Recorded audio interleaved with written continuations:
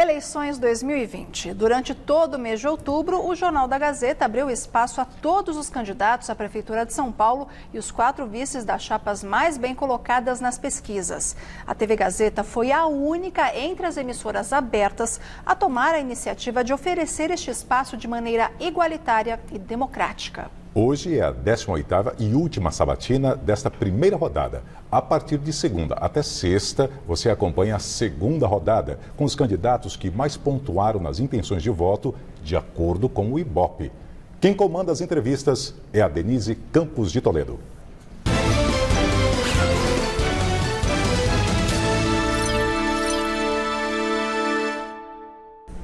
Nesta série de entrevistas com os vices das chapas melhor colocadas nas pesquisas, agora eu converso com o vereador Ricardo Nunes, do MDB, candidato a vice-prefeito de São Paulo, na chapa de Bruno Covas, que tenta a reeleição.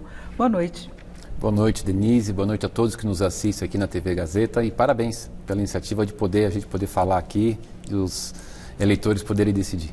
Bom, eu queria começar falando da aliança de vocês, não é? MDB, PSDB, o que leva, a gente sabe que tem muita negociação política, o que levou a sua indicação como vice? Denise, o MDB era um partido muito grande e, em um certo momento, algumas pessoas saíram e criaram o PSDB.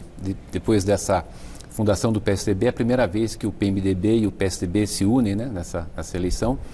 E o MDB ele teve em 2012 a candidatura do Chalita, 2016 a da Marta, né, o SCAF disputando o governo em 14 e 18. E nessa eleição a gente estava pleiteando que o jornalista José Luiz Atena fosse candidato a prefeito. Em um determinado momento ele acabou não seguindo com esse projeto. E nós fizemos uma pesquisa sobre a avaliação do prefeito Bruno Covas. A nossa relação com ele é muito boa, a bancada do MDB sempre votou todos os projetos do Bruno. E a forma dele fazer política tem muito a ver com o que a gente pensa, né? Cuidar das pessoas. E por isso acabou dando essa união. E o Bruno me convidou a ir para ser candidato a vice, até pelo trabalho que eu fiz na Câmara, né? Inclusive no ano passado a CPI, recuperei 1,5 bilhão para a cidade, enfim, várias leis importantes. Então houve uma sinergia, é uma escolha pessoal do prefeito Bruno Covas. Agora, Ricardo, logo depois da sua indicação saíram algumas denúncias, né? Fica todo mundo de olho para saber como é que é a composição das chapas, e eu queria falar sobre isso. Uma delas seria em relação à violência doméstica, uma denúncia que teria sido feita pela sua esposa no passado. Isso está resolvido? Como é que você explica?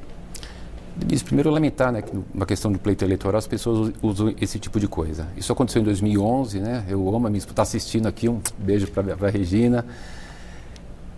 Machuca.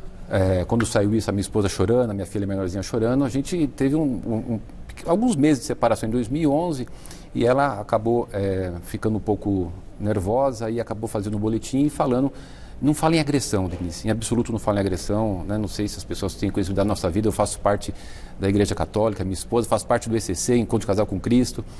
A gente tem mais de 20 anos de casado, vivemos super bem. E houve um desentendimento em 2011, mas nada de agressão. O que ela falou é que eu ficava ligando e houve uma instrução do advogado por conta daquele momento. Mas, em absoluto, eu amo a minha esposa, jamais houve qualquer tipo de agressão. A própria Regina falou isso, né? Que nunca houve agressão. Ela estava sendo um momento difícil, abalada emocionalmente. A gente vive super bem, estamos juntos. Vamos morrer juntos, criar nossos filhos. Em hipótese alguma, houve qualquer tipo de agressão. Só lamento que às vezes as pessoas usem isso na campanha eleitoral, que machuca muita gente. E além dessa questão, antes de falarmos exatamente das pautas, teria tido uma denúncia também de que uma empresa da sua família teria recebido 50 mil de creches conveniadas da Prefeitura pela prestação de serviços sem licitação, creches dirigidas por aliados políticos. Como é que fica esclarecida essa situação? Denise, eu fico indignado das pessoas usarem esse tipo de coisa. Eu sempre atuei para melhorar e ampliar a vaga de creches na cidade. Desde a minha campanha em 2012, quando eu fui eleito a primeira vez. Nós tínhamos 120 mil crianças fora da vaga de creche, nós fizemos um trabalho muito intenso para poder ampliar as vagas de creche, né? Existem várias entidades que a gente tem relação, eu tenho uma relação muito forte com muitas entidades, uma das minhas grandes bandeiras. E nesse caso específico, por exemplo, foi feito o serviço com o valor de custo, né, desse ano. Por exemplo, esse ano foi feito sem cobrar nada, como a gente faz para outras entidades, várias entidades, mas precisaria de um certo momento, por conta dos certificados, justificar pelo menos o valor do produto. A minha empresa é uma empresa que tem 23 anos, né, que tem filiais em Santos, Guarulhos, Campinas, Rio de Janeiro, Minas Gerais. nós temos uma atuação muito forte com as entidades e a gente sempre foi apoiar as entidades. Para você ter ideia, em todo dezembro, no Natal, um grupo de benfeitores da Zona Sul, principalmente, a gente se veste de Papai Noel, vai entregar presentes para as crianças.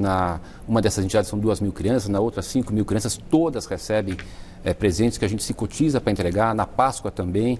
Então, o que a gente tem, na verdade, é um trabalho social muito forte de apoio a essas entidades, que é algo importante para a cidade. São entidades conveniadas com a Prefeitura para oferecer vagas de creche. E eu sempre tive essa atuação de ajudar, de ser doador, colaborador, de ser um voluntário nas entidades. Perfeito, vamos falar da pauta então. Como empresário, como é que você vê as perspectivas aí de trabalho da Prefeitura no sentido de estimular a retomada da atividade em São Paulo, a atividade empresarial, retomada de emprego, os desafios colocados pela pandemia? Olha, a gente tem na cidade de São Paulo, Denise, que é o quarto maior orçamento do país, uma cidade de 12 milhões e meio de habitantes. Esse ano 68,9 bi de orçamento, ano que vem 67,5 bilhões de orçamento. É uma cidade que é uma locomotiva do empreendedorismo e as pessoas têm essa vocação de empreender. E a cidade de São Paulo precisa dar uma condição para que ela possa desenvolver essa vocação. Como, por exemplo, fazer os cursos profissionalizantes. A gente tem, por exemplo, os CEDESPs. CEDESPs são cursos que a Prefeitura fornece para os jovens e adultos, né? Inclusive tem um trabalho social relacionado a isso, que entra de manhã, faz o curso, aí na hora do almoço, primeiro almoço, um almoço bem servido, aí vai embora. O que entra à tarde, primeiro almoça, participa do curso. Essa questão de você ajudar a fazer a questão dos cursos de preparação dos profissionais é algo super importante, mas também fazer com que tenha um ambiente favorável para o empreendedor. Você tem uma ideia, a gente teve agora, desde 2017 até agora, 240 mil novas empresas abertas na cidade, num prazo muito rápido de 4 dias, porque demorava mais de 100 dias para abrir uma empresa. Então a Prefeitura, com o seu dinamismo, com a gestão do Bruno Covas, gerou um ambiente de facilitar esse processo, de dar agilidade. Isso é muito importante, você propiciando para quem tem o espírito empreendedor, a condição dele desenvolver, é algo fundamental que a Prefeitura já faz e vai ampliar mais nos próximos 4 anos. Agora, um ponto que tem sido muito criticado e questionado em relação à atuação aqui da Prefeitura é a forma como se lidou durante a pandemia com as escolas. As escolas estão reabrindo só agora, foi um ano praticamente perdido. Na sua avaliação, dá para recuperar isso? O prefeito agiu corretamente com esse cronograma que ele colocou? Eu acho que agiu corretamente, Denise, porque a grande questão é preservar vidas. A gente está vendo agora, estamos vendo agora na Europa, alguns países tendo que voltar ao fechamento dos estabelecimentos porque está voltando uma nova onda do coronavírus. E o prefeito Bruno Covas sempre agiu baseado na ciência, ouvindo a vigilância sanitária. Tanto é que na cidade de São Paulo não faltou leito para ninguém, não faltou UTI, não faltou respirador. O Bruno sempre teve essa questão de preservar as vidas. E a gente vai ter agora, para os próximos anos, no ano que vem, o Bruno vai fazer um trabalho de fazer uma avaliação de todos os alunos para ver aonde que ele precisa mais recuperar aquilo que perdeu nesse ano. E isso é fundamental para poder os alunos se prepararem. E eu acho que agiu corretamente. A cidade de São Paulo está dando um exemplo para o país e para o mundo de como conseguiu enfrentar essa questão, preservando as vidas, que é algo mais importante que tem. Agora vai ter que ter todo um trabalho também para diminuir a evasão escolar, porque as indicações são assim, inclusive em relação a matrículas, a solicitação, a primeira infância. Então tem toda uma desarticulação que ocorreu este ano e no começo do ano que vem a gente ainda vai conviver com a pandemia. Se tudo der certo, pelo menos no começo do ano, né? Não se sabe exatamente até quando. Tudo indica que ainda no primeiro trimestre ainda teremos essa situação.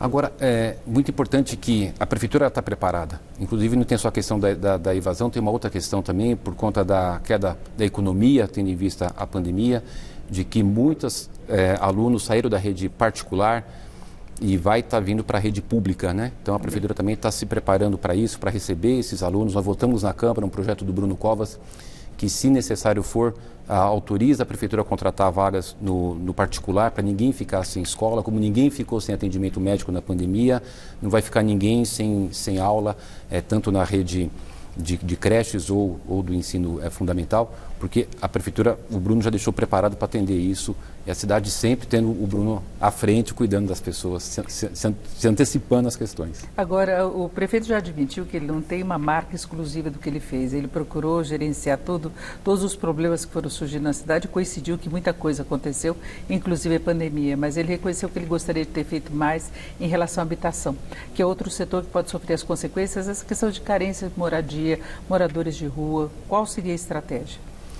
Ele fala que não fez muito porque ele é humilde, né? A gestão passada fez 8.400 unidades habitacionais, ele está entregando 25 mil unidades habitacionais e já deixou pronto para os próximos 4 anos mais 50 mil unidades habitacionais. Ninguém nunca fez tantas unidades habitacionais que nem foi feito agora. Inclusive, a primeira PPP da habitação foi feita na cidade de São Paulo, que já está iniciando os trabalhos. Agora, eu acho que a grande marca do Bruno Covas, eu te diria que talvez fosse quando ele assumiu a prefeitura, que ele deu uma entrevista que ele falou o seguinte: eu prefiro eliminar filas do que fazer um viaduto, né? Eliminar filas é cuidar das pessoas. Você vê 12 novos céus, 8 novos hospitais. A cidade desde 2007, Denise, não inaugurava um hospital na cidade de São Paulo. O Bruno está entregando 8 novos hospitais, inclusive 2 de referência.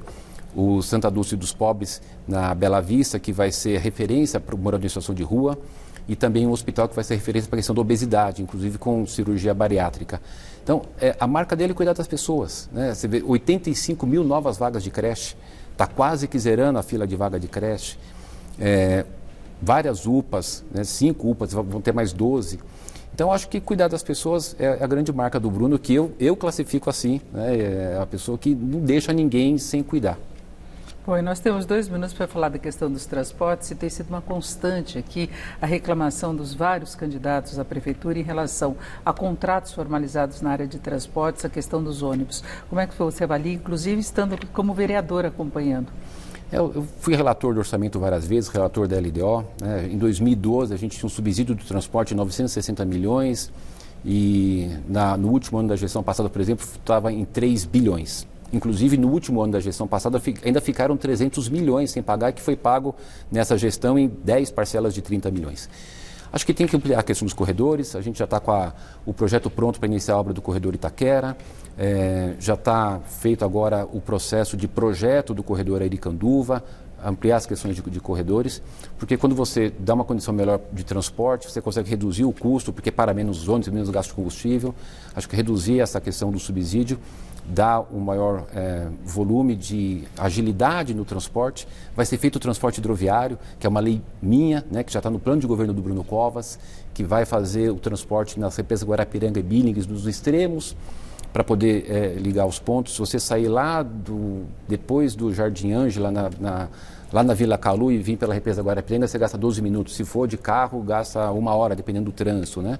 Da mesma forma na Billings, sair lá do Cantinho do Céu, no Grajaú, para chegar no Socorro, 15 minutos. Se fosse de carro, dependendo do trânsito, 1 hora. Então, melhorar a questão de outros modais, como o transporte hidroviário, a questão da bicicleta, de patinetes, né? E do transporte público como um todo.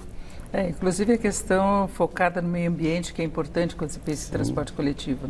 Exatamente, é isso mesmo. Perfeito, eu conversei aqui com o vereador Ricardo Nunes, do MDB, que é candidato a vice na chapa do prefeito Bruno Covas, que é do PSDB, e que tenta agora a reeleição. Muito obrigada pela sua participação aqui na nossa programação. Obrigado, Denise, uma alegria muito grande estar aqui com vocês. Muito obrigado pela oportunidade, grande abraço a todos e que tenham bom voto. Com vocês.